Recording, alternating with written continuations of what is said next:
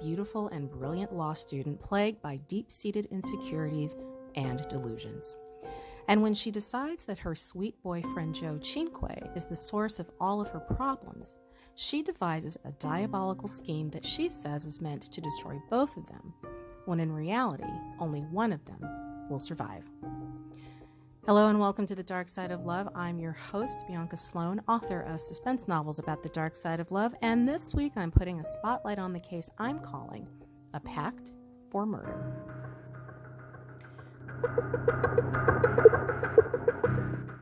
Born in India on September 3rd, 1972, to Pradyum Paddy and Surinder Singh, both doctors of Indian-Australian descent, Anu Singh's life was one of privilege and comfort. In 1973, the family pulled up stakes and moved to Sydney, settling in the suburb of Strathfield, described as one of Australia's top 10 most affluent suburbs and, quote, the richest suburb in all of Sydney. Anu's father described his daughter's childhood as, quote, relatively unremarkable, calling her a, quote, happy-go-lucky child who did have some attachment issues, noting that she was particularly clingy with her mother and that they had to let her sleep with them until she was about 4 or 5 years old. Despite these issues, he said that Anu was, quote, obedient and that she played sports and was a good student. When Anu turned 13, her father noted that she had matured early and was fully developed. What followed, according to him, was a fixation on boys and doing things like wearing miniskirts, and her studies were taking a back seat. He indicated that he had several conversations with his daughter, encouraging her to tone it down and to turn her focus back to her studies. Despite Anu becoming more rebellious and boy-crazy, she did maintain good grades. She attended a Catholic high school in Newcastle where she was chosen as the Dux, or leader, of her sophomore year, as well as receiving a high TER score, which is similar to like an ACT or SAT score. And in general, her teachers gave her high praise for her academic prowess and classroom demeanor. After graduating from high school in 1991, Anu headed to Australian National University, where she double majored in economics and law. Being away from home for the first time in a high-stress environment, Anu is incredibly homesick, and as a result, reverts to her clingy tendencies, calling her parents 5-6 times a day and spending every weekend at home. Her father suggested that maybe she needed a break, so Anu leaves school and returns home to hit the reset button. She did return to Australian National University in 1992 to continue her studies, and not long after she comes back, she strikes up a relationship with a guy by the name of Simon Walsh. By all accounts, this is a significant relationship for Anu, probably her first big real love. Anu and Simon continue dating through 1994 when she graduates from college with a Bachelor of Economics degree. However, by 1995, things start to go south between Simon and Anu, and it's during this time that she meets 23-year-old Joe Cinque, an engineer and son of Italian immigrants, during a night out in Newcastle. Robert Tyrone, who is the godson of Joe's parents, described Joe to True Crime Central as a vivacious guy who was full of life, someone who drew people to him because he was such a great guy. Joe, with his dark hair and chiseled good looks, becomes, according to the New Zealand Herald, quote, smitten with Anu, and the pair begin a relationship. There's a problem, though, because apparently Anu and Simon are living together. And once Simon finds out that she's been sleeping with Joe, he moves out. And according to psychiatrist Dr. Michael Diamond, Simon's parting shot that Anu was, quote, intellectually inferior is particularly hurtful to her. Well, Anu has sweet and caring Joe to dry her tears, and the couple grows closer. It's not long before Anu moves to Canberra to attend law school at Australian National University. Robert told True Crime Central that his impression of Joe and Anu's relationship is that Joe was, quote, quite taken with her, and that there seemed to be this incredible physical attraction between the two. Coupled with her intellect and her beauty, Joe cannot resist Anu. He traveled from Newcastle to Canberra every weekend to spend time with her. This is about a 5-hour drive. And while Joe was definitely into and in love with Anu, it seems as though the frequency of his visits might have also been driven a little bit by his worry about her state of mind. While on the surface things seem to be going great with the relationship with Joe, Anu is still haunted by the breakdown of her relationship with Simon. Her father observed that her grades were slipping and that she was taking drugs. In addition, she had started to become fixated on her weight and how she looked. According to her father, Anu had lost a lot of weight, and she was living on Coke, like Coca-Cola, not like the drink, not Coke, like cocaine. But anyway, she was living on Coke and Tim Tams, which are cookies. And she just, of course, she doesn't look right. And he rightfully is concerned that she has an eating disorder and tells her so. And her response is that she's fat and needs liposuction, despite the fact that at that time, she weighed about 88 pounds. So she is rail thin, depressed, clearly has body image issues, and she just doesn't seem to be in any kind of a good place at all. Still, Joe, who is so in love with her, he showers her with affection, though apparently, despite the love and attention she's getting from her devoted boyfriend, Anu is not happy. And it seems that her unhappiness is manifesting through what she says are increasingly disturbing and painful physical symptoms, including aches in her legs, overall body aches, hot flashes, and just a general feeling of being sick. Robert Tyrone shared with True Crime Central that the first time he met Anu was at a family function and that something was definitely off about her, calling her, quote, a strange girl. The conversations were bizarre to him, and for some reason, with her boyfriend's family sitting all around them, Anu started to fill him in on the intensity of her relationship with Simon, which is bad enough. But what left Robert truly dumbfounded is when she told him that she and Simon were so close that it was, quote, almost incestuous, which is a choice of conversation topic. Robert noted that it clearly, this whole conversation, that it made Joe uncomfortable, but that he didn't say anything about it. He just kind of let it go, let it ride. And Robert said that his overall impression was that Anu was someone who, quote, liked to shock and make an impression. So saying crazy shiz for the sake of saying crazy shiz. I mean, we all know someone like that, right? Robert also observed that Joe took a back seat to Anu, that she always had to be the one in the spotlight, the one getting the attention, and that Joe putting himself down or dimming his light was, quote, not the Joe that I grew up with. Joe's mother, Maria Cinque, expressed to True Crime Central that upon getting into the relationship with Anu, her son, quote, wasn't himself anymore because she, meaning Anu, demanded too much of him. Maria said that every night as the family would sit down to dinner at 6, like clockwork, Anu would call 10 minutes after they sat down and would keep Joe on the phone for an hour at least. Now, you do not get between an Italian mother and her food, so these constant intrusions made Maria very unhappy. His father, Nino, also stated in the show that anytime he and Joe would be in the middle of a conversation, Anu would always make a point to come over and grab Joe, kissing him, grabbing at him for his attention because, remember, she's clingy, going all the way back to her childhood, and always needs to be the center of attention, just a bottomless well of need, and nobody can keep up with that. There's no point. Robert told True Crime Central that he believed that Joe did try to change himself and that he, quote, had to submit to Anu's domineering personality because doing so was the only way to be with her, and Joe really, really wanted to be with her. As the New Zealand Herald reported, Helen Garner, who is the author of the acclaimed true crime book about the case, Joe Cinque's Consolation, in the book, she writes about a conversation between Maria and Joe where she tries to warn her son not to let Anu run all over him. Joe begged his mom not to make him choose, saying, quote, I love you, but she needs me. Eventually, that entails pulling up stakes and moving to Canberra, where Anu was attending law school. Joe's parents were unhappy, of course, but Joe cannot be deterred. He loves her. There's a belief, of course, that if Joe is around all the time, not 5 hours away, he can give her all the attention that she needs. But again, bottomless well of need. It will never be enough, no matter what he does.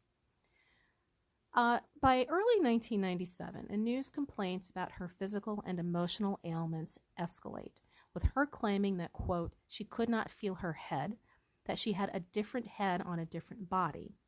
She also complained of things crawling beneath her skin, said she had chronic fatigue syndrome. She's pinching and pulling at her skin because she also thinks she's fat. She suffered from insomnia. She was pacing relentlessly around her house, stating that she was, quote, going mad.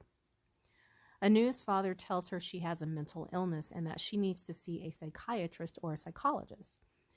Anu says her head's fine, but it's her body that's defective. So Anu's father took her to a psychiatrist, but her issues persisted. And she's still super thin. She's crying incessantly, and it appears that she became, quote, increasingly desperate to find a cure for the ailments that she said continued to plague her. She saw during this time a battery of doctors, from psychiatrists to neurologists, who could find no physical cause for the conditions that she said she suffered from. However, she remained convinced that her problems were purely physical and not psychological.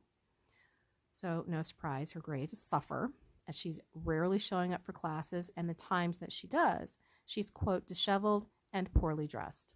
She complained to a classmate that, quote, something was wrong with her metabolism and that her muscles were being eaten away. This classmate further stated that Anu said she believed she had, quote, multiple sclerosis or peripheral neuropathies in her legs. She had clearly come to believe that she had a degenerative condition which would lead to incapacity and ultimately death. Apparently, Anu even became convinced that she had contracted AIDS, deeming it, quote, unfair that she had it and that Joe probably wouldn't get it. She wanted to put blood on his toothbrush so that he would also be infected. This same classmate also said that Anu spoke frequently of suicide. Forensic psychiatrist Paul Mullen termed these obsessions that Anu had with her health as part of a, quote, depressive illness. Now, somewhere during this time, Anu began to take ipecac syrup, which induces vomiting. It's usually used, or it used to be used, if you were poisoned and then they want you to bring it back up. So it, like I said, it induces vomiting. But she claimed that the reason that she was taking this is because she had complained about her weight and told people that when she complained to Joe about her weight, he was the one who suggested she take the ipecac in order to slim down. Now, Robert refutes this assertion, telling True Crime Central that this is, quote, completely incongruent with Joe. For one, because Joe himself never took drugs, so he certainly would not be suggesting that someone else take them, and that, two, he doesn't believe Joe would even know what ipecac even was. And, I mean, Anu's parents are doctors. There's a pretty good chance that she probably might have known about this from being around her parents. Also, she's really smart. I don't know. But yeah, nobody believes that Joe told her, hey, take some ipecac if you want to lose some weight. Robert shared with True Crime Central that it's around this time when all of this is going on, all of these things are swirling around, that Joe was starting to pull away from Anu because he's finally starting to realize that whatever he was doing to bolster her, it's not enough. Again, bottomless well of need, never going to be enough. Joe bought himself a flashy new red car, and Robert says he felt the purchase of this new car was like the first steps towards Joe extricating himself from the relationship. It's around this time that Anu really starts to spin out of control. She's blaming Joe for introducing her to ipecac and thus causing all of her physical problems that she said she was having, which, again, Robert does not believe that Joe had anything to do with her taking the ipecac. Anu told her friend Raquel Fortunato that, quote, she hated Joe and was going on a rampage and kill him and Simon Walsh and all of the doctors. So, as I said, she's just spinning off the rails at this point.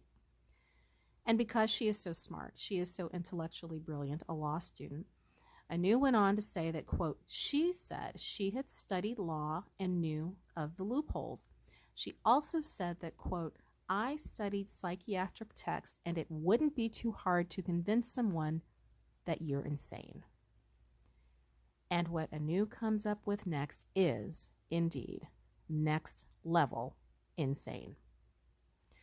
So for years, by this point, Anu has claimed to suffer from a whole host of physical ailments, everything from her organs rotting away to pains in her legs to problems with her metabolism. And there is some debate about whether she was faking these illnesses for sympathy or if she really and truly believed she was afflicted with all of these things. It's hard to say.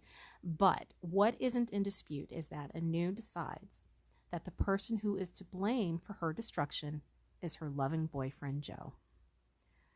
And in Anu's mind, the only solution to her problems, the physical ones that she says she's suffering from, and her claim that Joe is responsible, is for them both to die.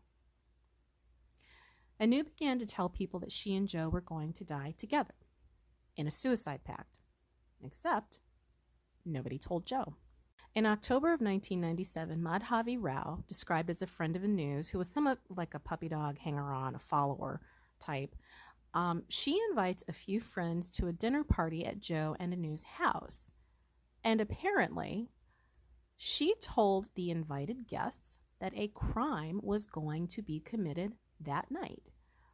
Now, when I first heard this, I thought, well, maybe folks thought it was like a murder mystery type of thing. You know, like you go to these restaurants or, cruises or what have you, and you solve the mystery, like solve the crime, like Clue. No, Anu planned to poison Joe for real, at this dinner party in front of all these people. So these invited guests, these witnesses to a murder, claimed that Joe and Anu seemed, quote, loving, and that everything seemed normal. Yet they've been told that a crime will take place in front of their eyes that night, and they all just, keep eating their potatoes? Like, what in the actual F? At any rate, Madhavi Rao apparently tells one of the guests that Anu had tried to poison Joe by dropping Rohypnol or roofies into his coffee after this dinner party to knock him out, but that she hadn't given him enough, so he hadn't passed out. But she had also attempted to inject Joe with heroin, but that it was so concentrated and sticky that she wasn't able to administer it. So this person that Madhavi Rao was telling all this to, I guess this person said they were going to the police, but it's not clear if they did. I'm guessing they didn't. So Anu's lack of success with her mission does not deter her, as she digs in her heels to give it another try. October 26th, 1997. So on this night, there is a second dinner party, a virtual repeat of the one from just a few nights before.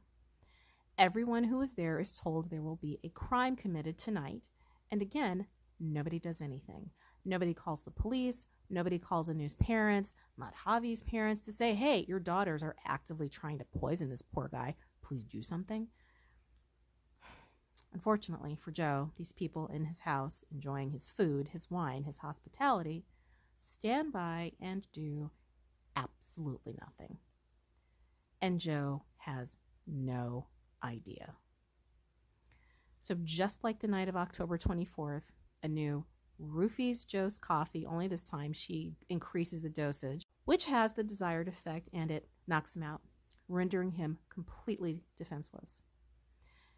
And then she injects Joe with 2 enormous doses of heroin, believing this will be enough to kill him.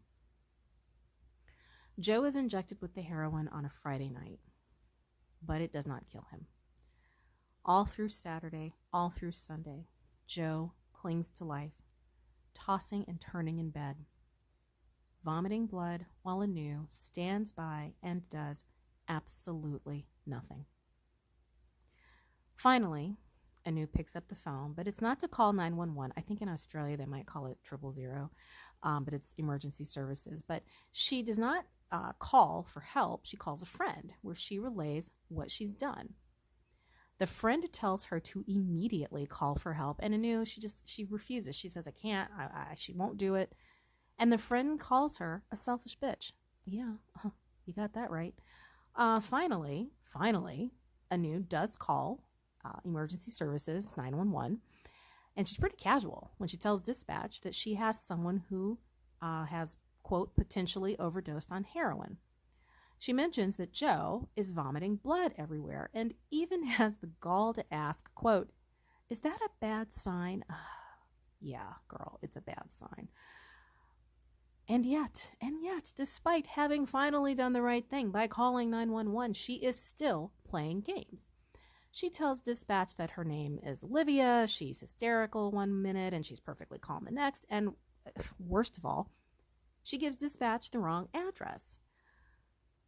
So finally, EMTs are able to locate the house and they race to the scene. When they get there, Anu is pacing, she's frantic, she's nervous.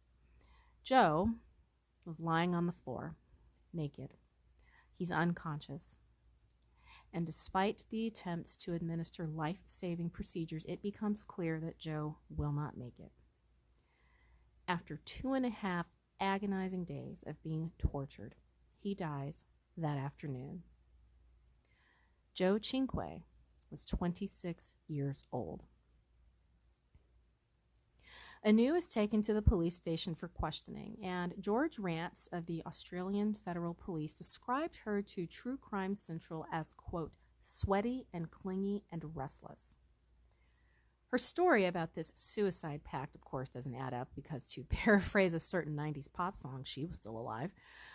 Investigators, they can't get any straight answers out of her about why she didn't go through with this quote-unquote pact. Rance also noted to True Crime Central that Anu was spouting a lot of tears, but that he never had to offer her a Kleenex and that he doesn't recall seeing any kind of remorse. Anu is charged with Joe's murder, and in the course of their investigation, investigators learn more about her accomplice, Madhavi Rao. And here's something else kind of interesting. I mean, it's crappy, but it's interesting. The friends, quote unquote, who were in attendance at these two dinner parties, it turns out that they were more like people recruited to attend these parties versus being like real friends of either Madhavi or Anu. As noted in vice.com, Madhavi and Anu cruised the streets of Canberra to look for people to attend this dinner party, this awful, horrible dinner party. Sotris Danukos, who made a movie out of Helen Garner's book about the murder, actually went to college with Anu, and he says, quote, I think one of the talents of Anu and Madhavi was the ability to try to select people that they could more or less control, commenting that the students they invited were from interstate or overseas. In other words, people lacking strong ties to the community. He went on to say that, quote, these were students who were away from home and perhaps it was easier for them to get caught up in their day-to-day lives. He goes on to talk about the bystander effect, which is basically people standing around and doing nothing when like there's a crime or, some horrible thing being done, being committed, which is 100% what happened here. He says that, quote, they remain spectators to the world around them, treating events like they're not involved. It was also suggested that Anu, she was such a drama queen and was always threatening something dramatic, something over the top, that it's possible people became desensitized to her declarations and histrionics, and that because of that, nobody really believed that she would carry out her intentions that night. That said, Anu and Madhavi had gone to the library to research suicide and how to inject heroin, and that it was Madhavi that bought the roofies. That's what they used to knock Joe out. Not to mention, she also recruited the guest list for the party. So Anu was the mastermind and Madhavi her loyal soldier. And as such, she is also charged in Joe's murder. The girls went on trial together in October of 1998, but about a month after opening statements, a legal technicality forced the joint trial to come to a grinding halt, necessitating individual trials. They both opt for no jury but judge-only trials, with Anu's own attorney saying that she was, quote, not someone I thought a jury would find very attractive. Yeah, that's a pretty good guess. Anu, she did not testify on her own behalf, so the court was not able to hear her side of the events, namely a specific motive beyond the Ipecac SERP. But I mean, look, bottom line, this was premeditated. No way around it. The judge found that Anu had several mental health issues, including borderline personality disorder. On April 23, 1999, Anu was found guilty of manslaughter by way of diminished responsibility. She was given a 10-year sentence with the possibility of parole after 4 years. However, she received credit for time served during the trial and wound up serving a whopping 18 months. Joe's family, of course, they are devastated by the sentence, and it's unfathomable because, as I said before, I mean, it's clearly premeditated, and she clearly knew what she was doing. I mean, she tried not once but twice. She's in the library doing research. She very determined. She knew what was going on. Her accomplice, Madhavi, goes on trial shortly after her trial is over, and Madhavi is acquitted, with the judge in her case stating that because Madhavi was not actually in the room when Anu administered the heroin, she should therefore be found not guilty. She eventually changed her name, got married, and left Australia. Anu received her PhD while she was in prison and later wrote her 100,000-word thesis on women who commit crimes. She did not, however, include her own heinous crime in her thesis. In 2017, Anu was interviewed by the television show Sunday Night, and she agreed to appear on the condition that they show Joe's parents her apology for killing their son. In an interview with news.com.au, Maria Cinque says she's not buying Anu's apologies or mea culpas and that she will never have a sit-down of any kind with her son's killer. Maria told the outlet, quote, "She's a monster. She's selfish. She doesn't think about anybody else. Feel sorry? I don't believe that. She doesn't." If you or someone you know is having suicidal thoughts, please call the National Suicide Prevention Lifeline 24 hours a day at 800-273-8255.